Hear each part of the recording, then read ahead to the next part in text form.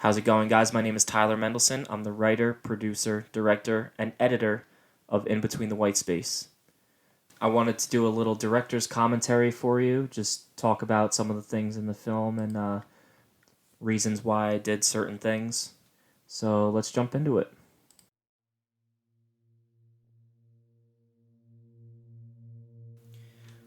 So, as we get into this with this clear white background, basically, I wanted to not really explain it, but I wanted you to infer Hey. that this is a phone conversation, Yup. and the people that we're seeing are in the phone conversation, but I didn't want to show them texting. I wanted them to be in the space. So they're technically in the phone. This is like their online avatars representing their real people and the real actions that they're doing in real life. But, I wanted this sort of minimalist structure so that we can focus on the people and their emotions and how the text messages might differ from how their physical appearance and their emotions that they're showing might be contrasting. What's on your mind?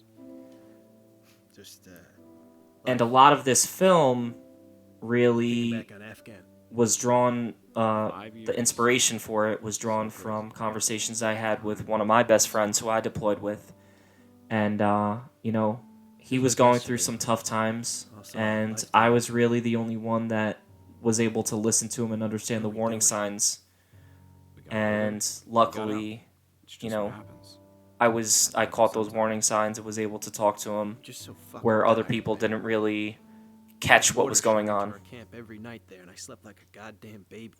My own bed at home, and I stare at the ceiling until. But these are feelings that I felt as well, and I still feel. What is wrong with me? It's a tough transition to get out of the military, especially for those who deployed.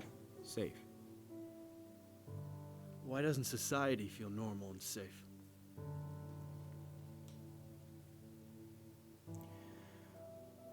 Have you told your family you feel this way?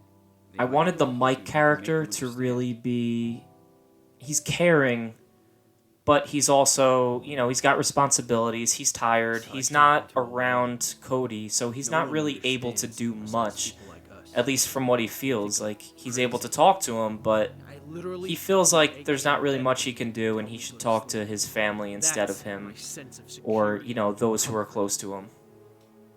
I actually slept in my bed with my AK-47 to feel safe, in a sense, after I got out of the military, just because the feeling of isolation after you get out is intense. And you have this lack of security in, the feeling that you're all alone. You don't have your brothers with you. Obviously I can't. It sucks. We're all in different states now with jobs, and school, and our own lives. But that's life, man. We need to move on. When you're in a war zone like Afghanistan or Iraq, it's sort of like it's shitty while it's there, but it's simple because you only have to worry about what's around you. You don't have to worry about society and all the problems that you have back home. It's just you and your brothers and sisters looking out for each other, watching your backs and worrying about, Taliban or whoever the enemy were. And that's all you really had to worry about. You didn't think about much going on back home at all times because you didn't have constant access to the internet or phones or whatever. So you just focus on what's around you. And we don't have that luxury at home, and we have all these things happening, going on at once. Not much to do about them. And we're not always able to handle it all. Well, just know it'll get better after a while, and maybe look up easier ways to fall asleep. Stay strong, man. Look, I got work in the morning, so I really gotta get to bed. All these transitions where, they end up in different areas, I wanted to represent a passage of time within the conversation. So it's still that same night, but, they're now in different rooms. They moved to a different place. Cody was at the bar. Now then he was smoking on his porch, and now he's inside on his couch. Hey, do you remember when we got to that the little fob past Goresh was a real place that I went to in Afghan. Can't remember the name, but it was literally an empty lot with HESCO barrier walls, some PVC pipe piss tubes, and Porter shitter is a porta potty for those who don't understand military lingo.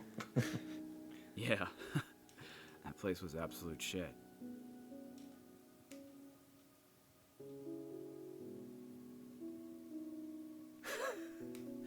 absolute shit. But do you remember the circumstances? Of Steven Zaccaro, who played Cody, just the emotions he feels here, his acting, just it really blew me away, and especially in this scene, just incredible job and just blown away by his performance. So while we were shooting this, we had the clear white background. It was sort of an off-white. It was just a roll of paper, basically, just a giant roll that we had hanging up on a stand, basically. And we had the audio playing from the recording with all the dialogue, so the actors worked off of their own performances that they recorded. Bastards, if the detonator got away with knocking out the MRAP, it was our victory because our friends were alive. And we went into that dirt lot and rested for a bit, and then,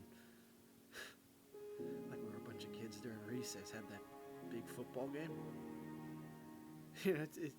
It's just so funny to think about in a war zone, sweaty, exhausted, and disgruntled, but someone breaks out a football and everyone just gets up and plays like it's in their American blood. I mean, even the guys that had just been blown up. I wanted this story to really represent a bright spot in the deployment. Like, even though this traumatic thing happened where these guys got hit by an explosion, what happened afterwards was this moment of, just like peace, absolute peace. And he felt like himself and at home with his brothers and sisters he was deployed with. I know, right? And it was like the oddest but most satisfying little he's event really in thinking life. back to these times that he shared with Mike. Like them sitting up on the truck smoking Black and Milds. And, me and my buddy, who the story is based on, we smoked Black and Milds in our armory and just sat up on a couple of ammo boxes and just looked out at the sunset. We sat up on top And of your truck with the pack I really of wanted to Black and represent Milds those little moments you think of during deployment. You think of these bright spots, and then you really start to think like, wow, I really miss that place. Like, it was so simple back then. It was just us and the sunset and a couple Black and Milds. Like, it was a good time of my life. And now I'm dealing with all these problems back home and yada yada. And that's this sort of similar feeling that veterans go through. I really miss that. That was such a good moment, and there isn't even a single photo of it. I wish we at least had that. Yeah. Some things are just more special left in memory. Get some sleep, Mike. Here we really see that Are you gonna be okay? Cody is saying that he's fine, Yeah, I'm but he's clearly not fine. fine. But how would someone know through a text message? If he says he's fine, obviously Mike is not going to think anything of it, Well, I'll talk to you soon. So I really wanted to show that you can't always take a text for face value, and you have to be careful with how people are talking. Thanks. Take care, okay? Right there, that's a huge warning sign with what he just said. Take care.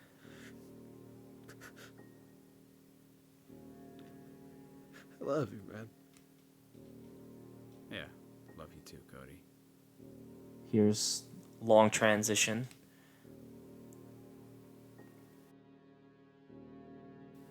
Right into a close-up shot, panning.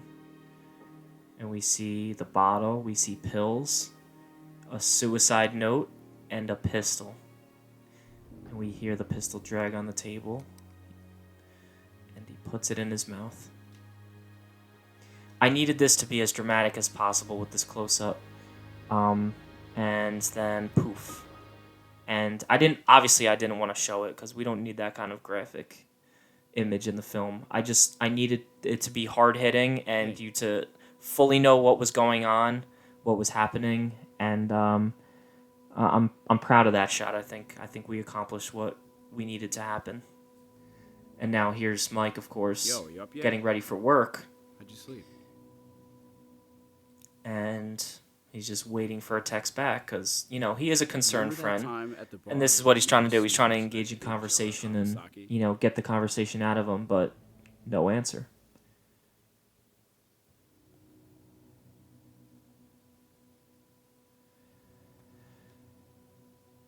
One of the things I wasn't sure what I should do is, worry me. should I have included more sound effects, for like the tapping and the crunching. And I added a little bit, but I feel like I should have added more. But then again, I didn't want it to distract from the dialogue. Here's a little dreamlike sequence of Mike with Cody whispering to him.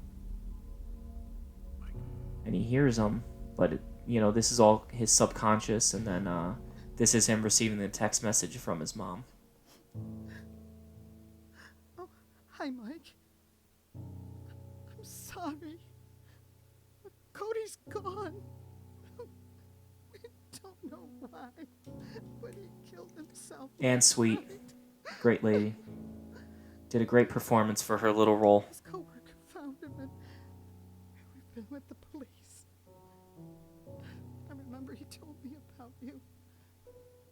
I'm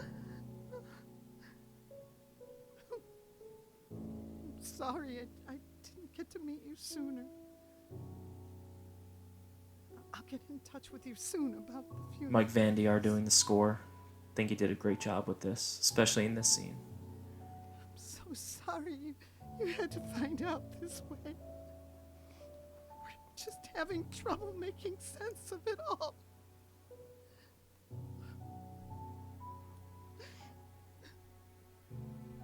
Please, take care.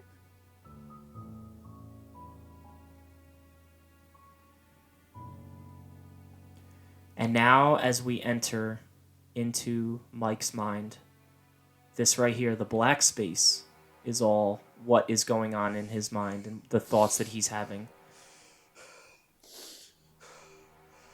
We get bits of rage, because that's how it starts. He starts to justify his own actions, blaming Cody, and then he starts to self-doubt. The distance, and you have school, and you have family and friends. And now that are he's close falling by, into that same sort of trap that Cody was in. I love you, man.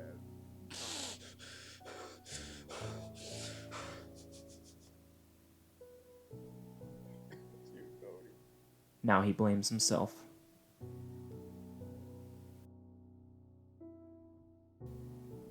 Here we see him in therapy, and he clearly, is going through some shit from everything that's happened.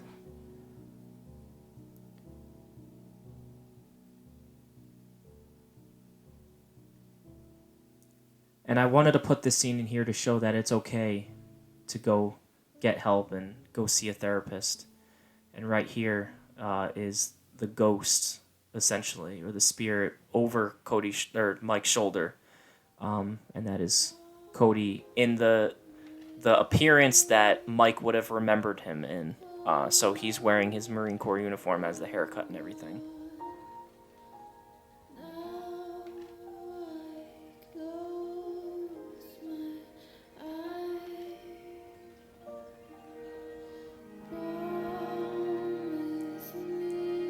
Patrick Swanson, who did the music for the Hun credits, also did this song as well, and he did a great job. Really, all the cast and crew for this film, just like the Hun, just absolutely killed it for me, and just so thankful I had them working on this important project with me. Really glad to have done it. It's a tough subject to work on. I'm just thankful that it turned out okay. So, thanks for watching, guys.